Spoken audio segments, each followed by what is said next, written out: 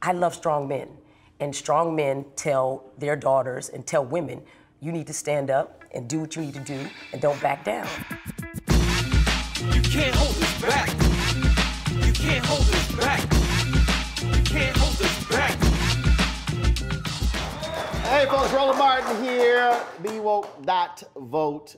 Great conversations we have been having, and my next guest, Erika Alexander, is very much involved, not just in public policy, but also somebody who has been on the campaign trail. She's been a delegate. She's caught a hail from people as a result of her political choices, but she's always been one to step up and not be afraid to take a stand. Erika Alexander, how you doing? I'm doing wonderful, and I'm always glad to be with you, Roland, because Always you are good the to see truth. you. Wherever you are is where it's at. Well, somebody got to give him a little hell. A little bit. So we first met in Denver. We sure did.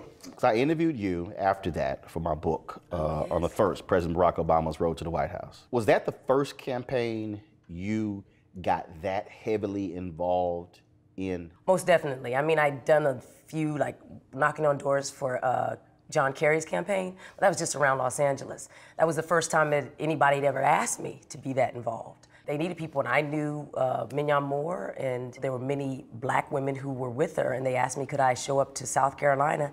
And I did, and by the end of the evening, I was on a plane with Senator Clinton and President Clinton in Chelsea, and I stayed with them the whole time. You experienced some real, Prince had a song called Black Sweat.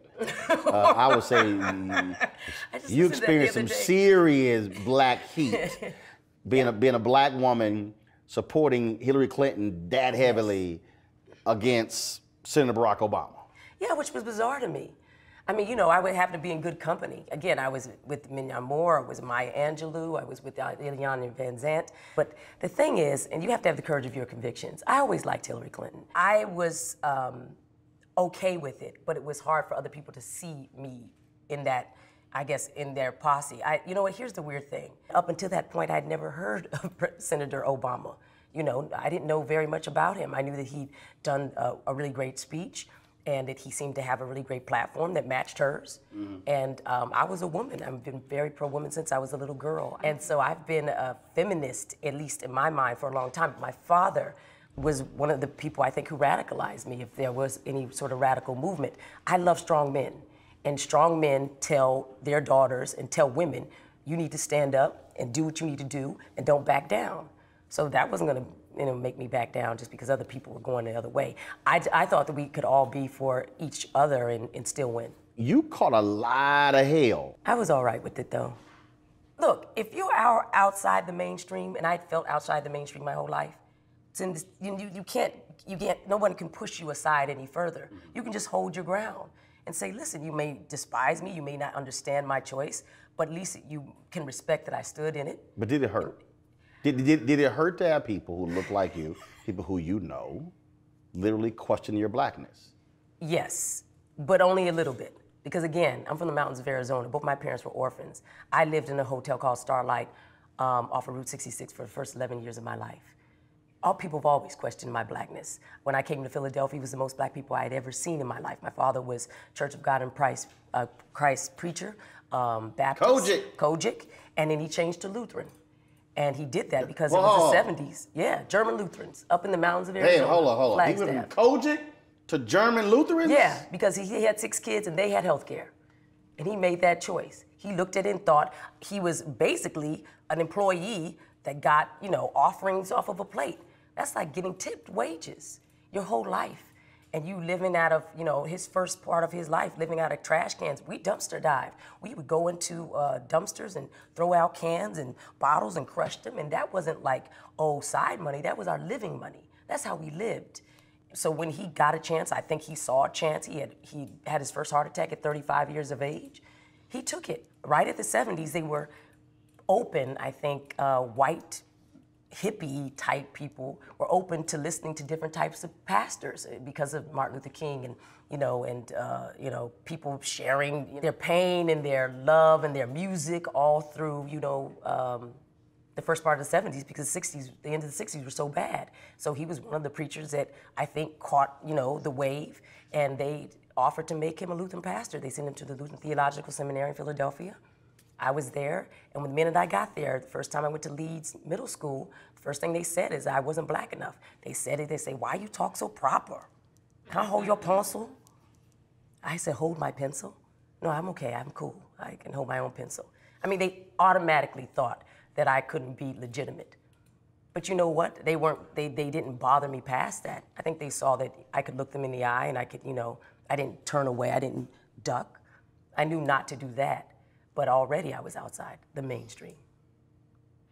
Growing up, what are your first memories of your parents voting and or their political activism? Well, my father being a pastor, that's what you did. That's what he did. You'd go on reservations. You would be an advocate for the Navajos, the Hopis, for the Mexicans, for white people. He often was asked to come in and counsel and advise. Or I became political just seeing how he had to manage to make a living for his family. And one of the things he managed was to make sure that we were around people who made the laws. It was a company town. The Babbitts owned everything. Babbitt Ford, Babbitt this, Babbitt that. If you didn't know them, you didn't know anybody. To me, that's all politics. To be a pastor is to be political. When you look at your background, does it give you a much different understanding, as far as you're concerned, of public policy today and how we are impacted by the power of voting? Yes, because to me, local politics always seemed to, in my mind, match up with what I was seeing nationally. If you didn't find a way to know somebody who knew somebody who knew somebody, then you couldn't get anything done. And that's really what to be political is. That's what you're doing. You're building relationships. And, African Americans have had to, face up to the fact that in order to get anything done in this world, we have to work with the system that's there. When you were knocking on doors for Kerry, when you were doing those things for Hillary Clinton, did you hear people say, girl, you're wasting your time. This won't solve anything? Yes. And how'd you respond to it? I tried to find some common ground. A lot of people I didn't know had probably their life had changed around them and maybe they were just put off of voting. But I see now that life makes you jaded and it hurts you and it's painful. And we've had a lot of pain in this country. People were disappointed and they were saying, no, it's not gonna matter. What I didn't like is when young people said it. And I can understand if you've had a really difficult life and you're imagining the whole system's corrupted and why would it work for me? But there were people just lazy. And they were just regurgitating the things that they had heard on a radio or in the barbershop or something that somebody had told them. They hadn't thought about it. It's, one of the reasons why I think democracy is in danger is because people don't know how to think. So you can tell them anything. Trump can show up and say anything. And they can just go, oh yeah. He just called you stupid. Did you hear that? But he's for us. Really? You can't argue something like that. You got to keep moving. You got to go find people who can hear you. You got to go find people who are open to it. But one of the things I think is interesting, so there's this fake quote that's been going around where Trump reportedly said, say this and say that, Republicans will believe anything, and they'll believe the lie because they're so clueless, blah, blah, blah. So he actually didn't say that, but he actually did it. Like, there's a dude right now who's walking down a street in LA who is saying all kind of stuff. If any of us walk past that person, we will say, baby, watch out, because he crazy. Yeah. He's saying all kind of stuff. That's literally Trump. But their deal is, but because he has this conviction, they say, well, he speaks his mind. I just sit there and I'm just kind of like, yeah. I'm confused. That's the power of white male power and money. That's really, I mean, black people have said that for years, that white men, especially white men with money, were afforded all these passes and get out of jail free cards, and and people thought we were not only being paranoid, but they were, no, but now they see it on display. They see it from their own people. And when I say their own people, meaning people who are in their own tax bracket and everything, acting a fool, kowtowing to this man. We saw him sit at a table while everybody basically told and said, oh yes, my liege, and this is what I think, and you're such a beautiful man. And we saw these people who have degrees, accomplishments, all these things just pile on. He has no words, he has nothing. He's just rich and white and male. And so if people want to see that power on display and then tell us that we're crazy, they can't do it anymore. And that's the good news. So how do we then get next generation voters to literally understand that they hold immense power, but it's sort of like having vast amount of oil in your soil and you have no idea how to even pump it? That to me is the biggest conundrum. Trying to get folks to understand that you take the number of people as in your group, there are more millennials than baby boomers. But the baby boomers vote. Presidential, gubernatorial, congressional, Senate, school board, county, city, you name it, that's what they do because they understand that's where the power lies.